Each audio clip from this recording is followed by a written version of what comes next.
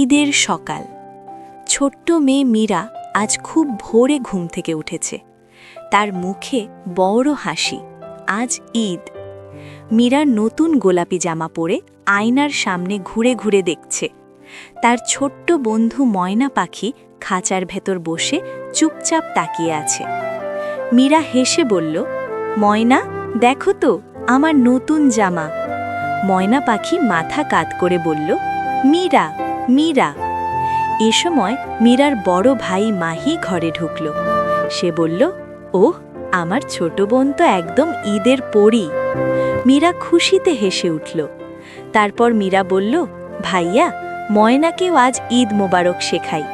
মাহি হাসল। সে বলল, চলো চেষ্টা করি। দুজনেই ময়নার সামনে দাঁড়িয়ে বলল, ঈদ মোবারক। ময়না একটু চুপ করে রইল। তারপর হঠাৎ বলল, ঈদ মোবারক। মীরা লাফিয়ে উঠল। ময়না শিখে গেছে। মাহি আর মীরা দুজনেই খুব খুশি হল। তারপর তারা ময়নাকে নিয়ে বারান্দায় গেল। ময়না আবার বলল, ঈদ মোবারক, ঈদ মোবারক। মা বাবাও হেসে উঠলেন।